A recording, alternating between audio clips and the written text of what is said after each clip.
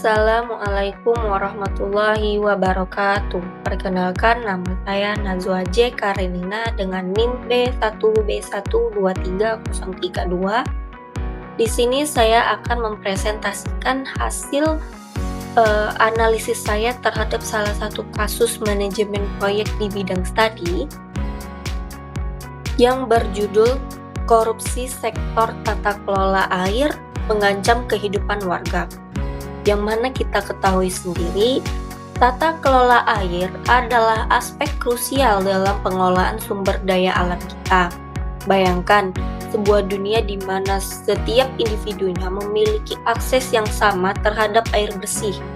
Dalam konteks ini, tata kelola air berperan penting untuk memastikan bahwa kebutuhan manusia akan air itu sendiri itu terpenuhi tanpa mengabaikan kesehatan ekosistem lainnya. Pertama-tama mari kita lihat ketersediaan air bersihnya di banyak daerah. Akses terhadap air yang aman masih menjadi tantangan yang sangat besar. Dengan pengelolaan yang baik, kita dapat memastikan bahwa semua orang dari kota hingga desa terpencil memiliki akses ke air yang layak. Ini bukan hanya tentang kesehatan, tetapi juga tentang kesejahteraan masyarakat secara keseluruhannya. Selanjutnya, dalam pengelolaan sumber daya air yang efisien sangat penting. Kita hidup di dunia yang semakin terbatas sumber daya alamnya. Dengan tata kelola yang efektif juga, kita dapat meminimalkan pemborosan dan memastikan bahwa air yang ada digunakan secara bijaksana. Dan ini juga dapat membantu kita menghindari krisis air di masa depannya. Dan pada akhirnya, pengelolaan air yang baik juga berkontribusi besar pada pertumbuhan ekonomi di suatu daerah itu sendiri. Air mendukung berbagai sektor, mulai dari industri hingga energi. Dengan pengelolaan yang bijaksana, kita dapat mendorong pertumbuhan yang berkelanjutan. Dengan demikian, tata kelola air bukan sekedar sebuah kebutuhan, tetapi merupakan fondasi yang besar untuk masa depan yang lebih baik. Ini adalah langkah menuju keseimbangan antara kebutuhan manusia dan pelestarian lingkungan demi generasi yang mendatang. Permasalahan air dibahas di World Water Forum ke-10 dan salah satu solusi yang kemudian juga disebut adalah teknologi, inovasi, dan riset yang dilakukan. Untuk membahas soal teknologi, inovasi, dan risetnya, saya sudah bersama dengan Wakil Kepala Badan Riset dan Inovasi Nasional, Profesor Amarullah Octavian.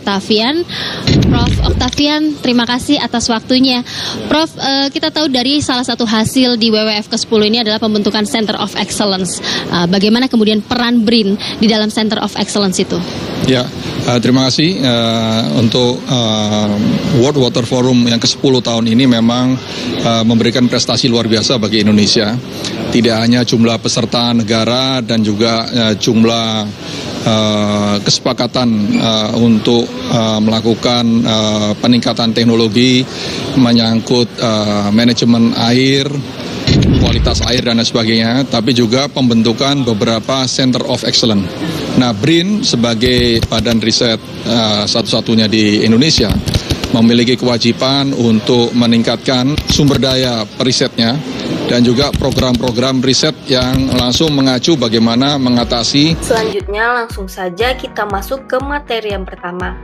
Korupsi sektor tata kelola air mengancam kehidupan warga.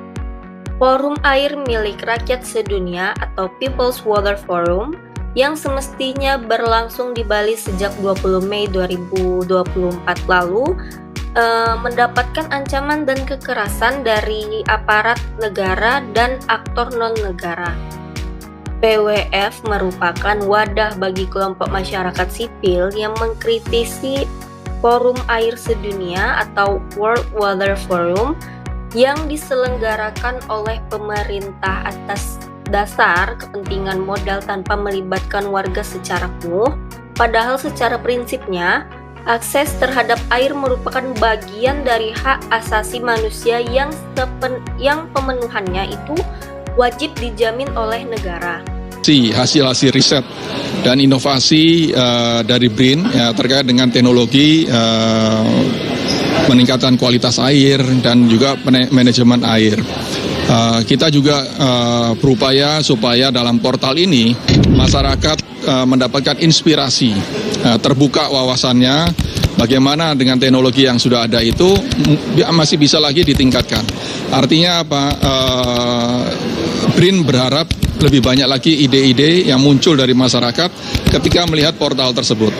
Nah, ini adalah salah satu bentuk pertanggungjawaban dari BRIN, hasil-hasil riset BRIN yang bisa represivitas oleh negara bukan tanpa sebab. Pemerintah merupakan pihak yang memiliki kepentingan untuk mendapatkan akses modal agar dapat membangun sejumlah proyek infrastruktur penyediaan dan pengelolaan air, baik yang berada di hulu maupun di hilir. Hal ini terbukti dari disepakatinya pendanaan sistem penyediaan air minimum atau SPAM antara pemerintah melalui Direktur Jenderal Cipta Karya Kementerian Pekerjaan Umum dan Perumahan Rakyat dengan K-Water, perusahaan milik Korea Selatan dengan nilai investasi senilai 2,4 triliun. Penting untuk diingat, pada tahun 2018, Komisi Pemberantasan Korupsi atau KPK pernah menangani kasus suap pembangunan SPAM di Kementerian PUPR yang melibatkan mantan anggota Badan Pemeriksa Keuangan Rizal Jalil. Selain Rizal, ada 8 orang tersangka dari unsur pemerintah dan swasta yang turut ditetapkan sebagai tersangka.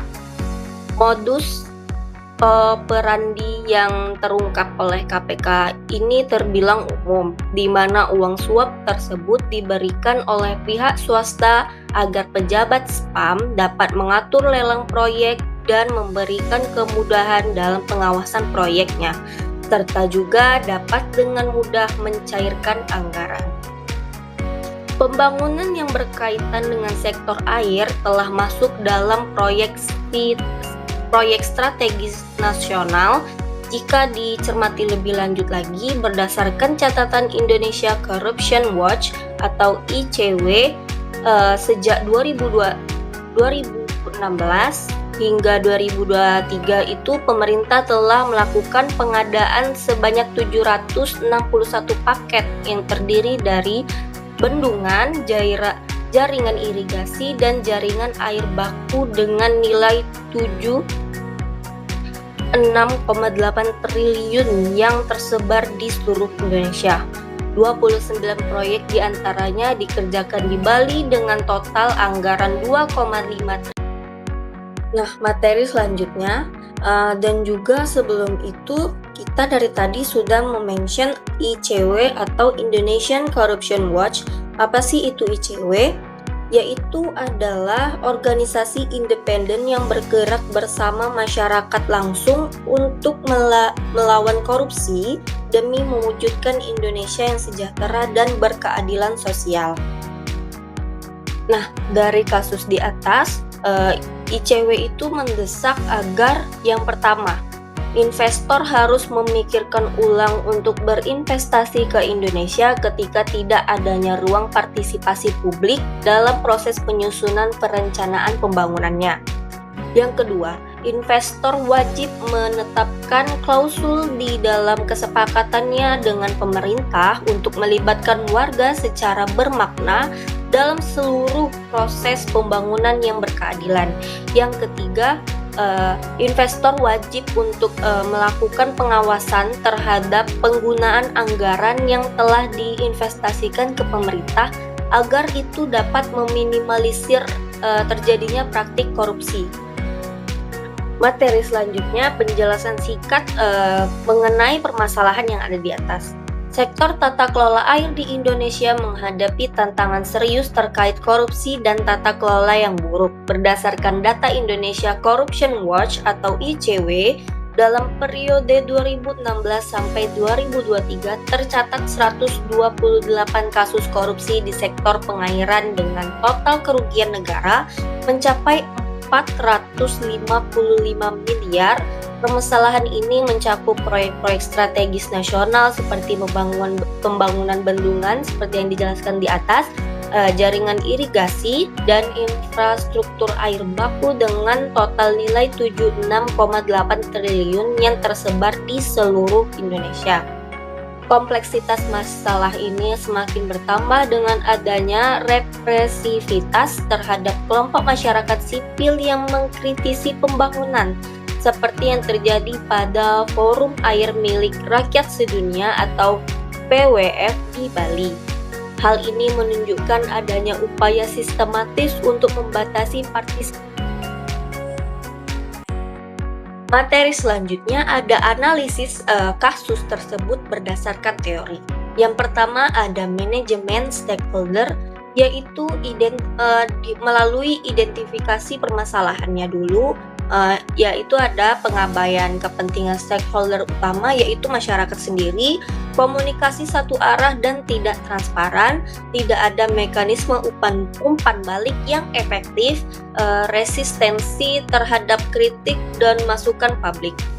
Yang ini dapat berdampak pada dapat memunculkan konflik kepentingan antar stakeholder itu sendiri, hilangnya kepercayaan publik, resistensi masyarakat terhadap proyek, keberlanjutan proyek akan terancam.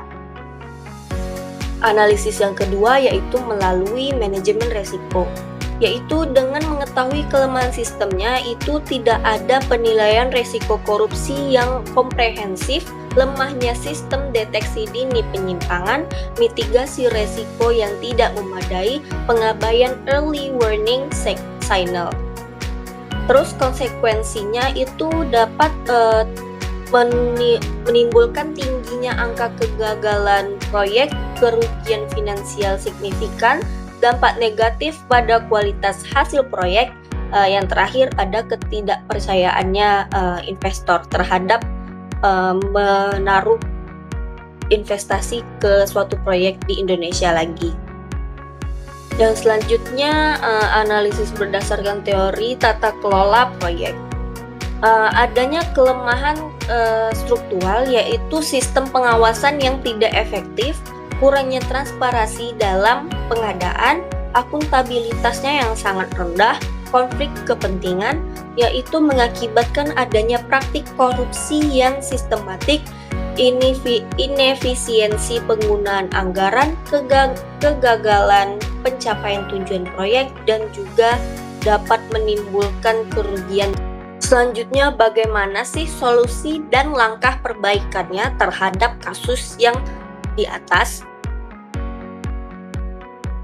Yang pertama ada reformasi sistem pengawasan, yaitu ada penguatan pengawasan internal yang di dalamnya yaitu berisikan implementasi sistem monitoring digital, audit internal berkala, pelaporan real-time progress proyek, dan evaluasi kinerja berbasis KPI.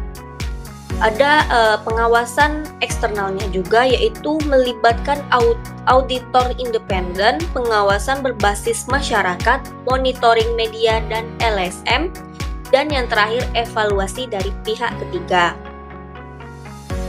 Dan solusi atau langkah perbaikan selanjutnya yang kita ketahui dan sering dimintai oleh masyarakat yaitu akan peningkatan transparansi dan akuntabilitasnya. Ada sistem informasi yaitu yang berisikan portal transformasi proyek, database proyek terintegrasi, sistem pelaporan online, publikasi regular progress. Yang kedua ada mekanisme pelaporan yaitu whistleblowing system, kanal pengaduan masyarakat, proteksi pelapor, tindak lanjut yang terukur. Solusi dan langkah perbaikan selanjutnya ada modernisasi manajemen proyek, yaitu ada standarisasi yang berisikan adopsi standar internasional, sertifikasi profesional, SOP yang terstandar. Yang kedua dan terakhir yaitu benchmark global. Yang kedua ada digitalisasinya, yaitu yang berisikan sistem manajemen proyek digital, automasi monitoring, database terintegrasi, real-time reporting. Yang selanjutnya, solusi dan langkah perbaikan selanjutnya yaitu ada penguatan partisipasi publik. Yang pertama itu mekanisme pelibatan, adanya forum konsultasi publik, komite pengawasan masyarakat, platform dialog multi pihak, mekanisme feedback. Yang kedua yaitu pelindungan partisipasi, ada regulasi anti SLAPP atau SLAPP. Yang kedua ada jaminan keamanan aktivis, perlindungan hukum, dukungan institusional. Solusi dan langkah perbaikan selanjutnya yaitu ada perbaikan sistem pengadaannya, yang mana ada e-procurement, yang mana itu sistem lelang elektronik, sertifikasi vendor, tracking pengadaan, evaluasi kinerja suppliernya. Dan yang kedua ada kontrol keuangan, yaitu sistem pencairan bertahap, audit keuangan regular, verifikasi output, monitoring penggunaan dana. Dan di penghujung materi ada kesimpulan. Permasalahan korupsi dalam sektor tata kelola air di Indonesia memerlukan pendekatan komprehensif yang melibatkan reformasi sistem, penguatan pengawasan, dan partisipasi aktif dari seluruh pemangku kepentingan. Implementasi solusi yang diusulkan harus dilakukan secara sistematis dan berkesinambungan, dengan komitmen yang kuat dari seluruh pihak untuk menciptakan tata kelola proyek yang transparan, akuntabel, dan juga efektif. Keberhasilan reformasi ini akan bergantung pada konsisten implementasi dukungan politik dan partisipasi aktif masyarakat. Dengan pendekatan yang tepat diharapkan dapat terwujud pengelolaan proyek air yang lebih baik, yang pada akhirnya akan memberikan manfaat optimal bagi masyarakat Indonesia. Itulah ada hasil dari presentasi saya akan analisis suatu kasus tentang tata korupsi di tata kelola air yang dapat merugikan warganya. Sekian, terima kasih. Wassalamualaikum warahmatullahi wabarakatuh.